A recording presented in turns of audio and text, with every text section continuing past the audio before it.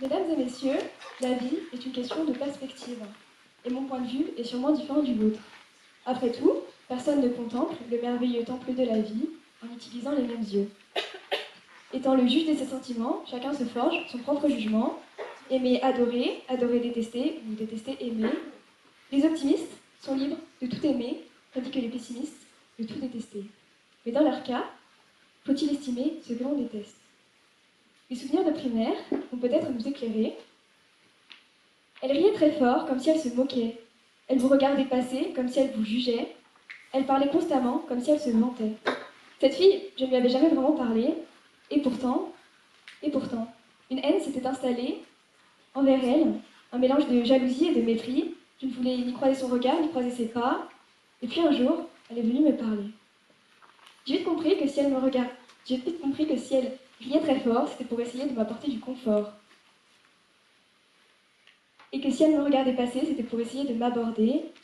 Si elle parlait constamment, c'était pour vanter les qualités de ses amis. Sans surprise, elle m'a apprise, sous son aile, et nous sommes devenus amis.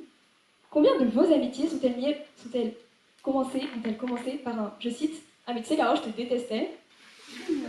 Détester sans prendre le temps d'estimer l'autre, sans prendre le temps d'estimer son histoire, pour pouvoir sans doute se libérer du poids de la culpabilité, car il est certes plus facile de détester en prenant en compte seulement son avis et avisant que celui d'en face n'en vaut pas la peine.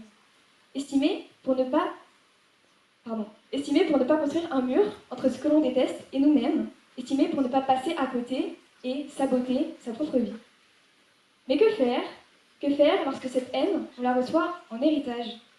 Un héritage, celle du clivage entre deux peuples. Une haine transmise au fil des années et à force on en perd le fil. Lorsque détester devient une tradition, de génération en génération, une différence de coutume, religion ou valeur pour seul élément déclencheur. J'imagine qu'en bon ruraux que vous êtes, on vous a appris par tradition à détester les Parisiens et à les imiter en prenant une petite voix nonchalante. Et pour les plus riches, parler du nombre de maisons secondaires qu'ils possèdent en Bretagne. Libre à vous de les détester, comme libre à eux de nous détester. Mais ce qu'il ne faut pas, c'est couper le fil de la parole. Il vous faut donc vite vous trouver un ami parisien pour pouvoir continuer ces imitations. J'espère que vous faites beaucoup mieux que moi. Car il faut continuer le dialogue avec tact, pour ne pas perdre tout contact. Enfin, après tout, même si nous n'avons pas tous les mêmes goûts, et lendemain, nous sommes tous humains. Dans un cas plus amer, un pour lequel on jetterait des bouteilles à la mer, pour avertir du désespoir que l'on ressent devant le miroir, lorsque la chose que l'on déteste le plus n'est d'autre que nous-mêmes. En grandissant, tout le monde a connu le changement, la transformation de son corps, de son visage, de son esprit, de sa mentalité, au point de ne plus se reconnaître et parfois, pour certains, tomber dans le paraître. L'estime de soi, soigneusement, s'est envolée sans trop de raison en l'espace de quelques saisons. Avoir envie de sortir de soi, se sentir trop à l'étroit, il faut donc réapprendre à croire en sa beauté, réapprendre à croire en sa bonté, estimer pour retrouver une autre estime, son estime de soi. Avec vos visages confus, vous inquiétez pas, je sais totalement ce que vous vous demandez. Mais Louise, comment peut-on estimer une chose que l'on n'aime pas? Est-ce que ça ne revient pas à tout faire à l'envers? Puisque estimer, c'est évaluer la valeur, mais que ce qu'on déteste n'a pas de valeur. Et puis si on suit cette thèse, cela veut dire que je dois aussi estimer toutes ces petites choses de la vie quotidienne que je ne porte pas dans mon cœur.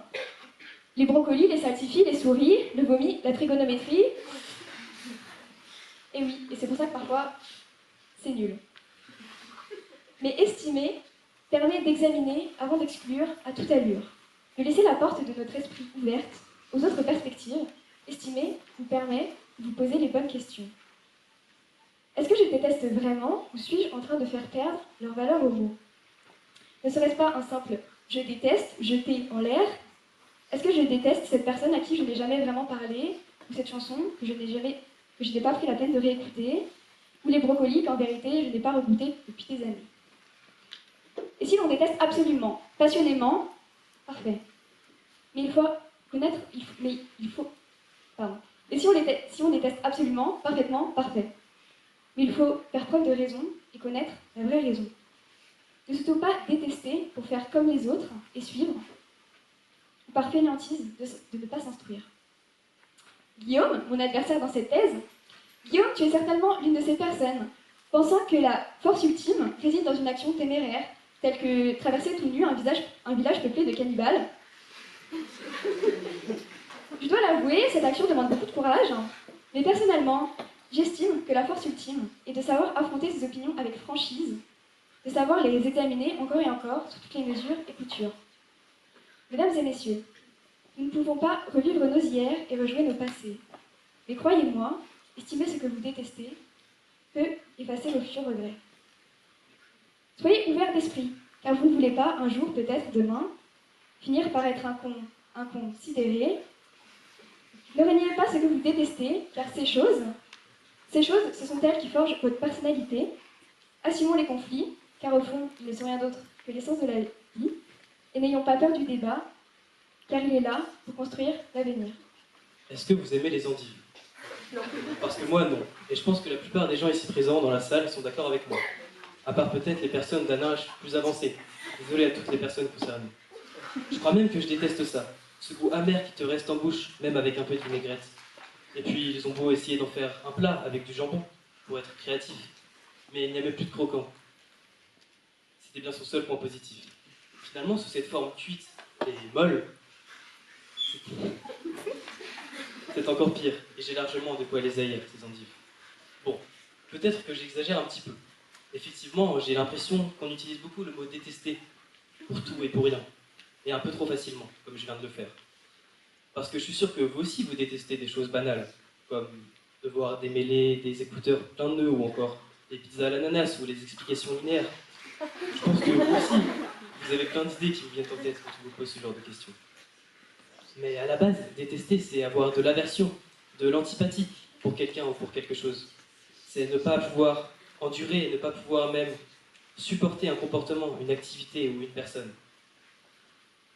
Quand on déteste quelque chose, on ressent du dégoût, voire de la haine. Ça nous met en colère et on a même parfois envie de s'énerver.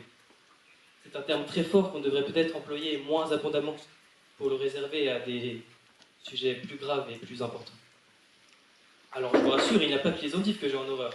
Il y a aussi les gens qui ne se remettent pas en question, ceux qui n'écoutent rien, ou encore les menteurs que je ne supporte pas.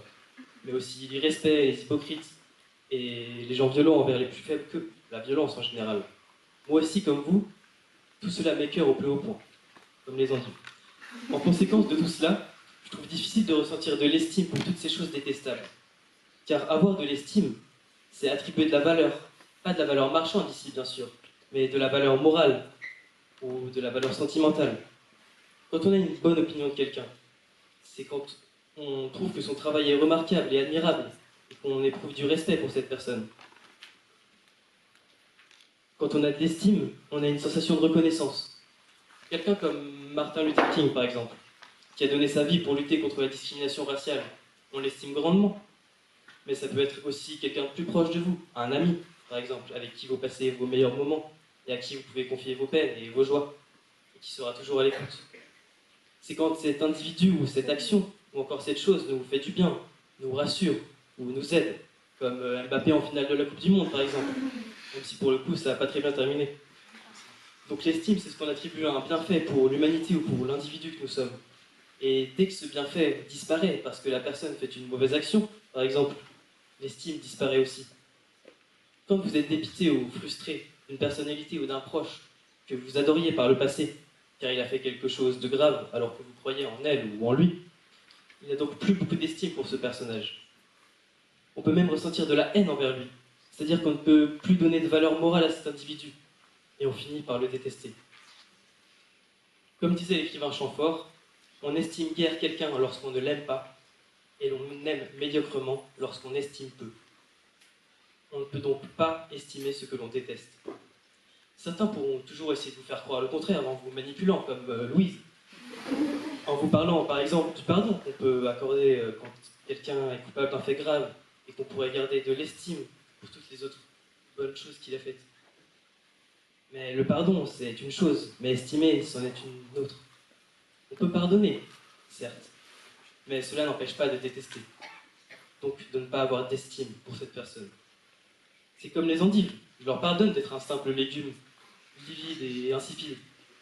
Mais je déteste les endives.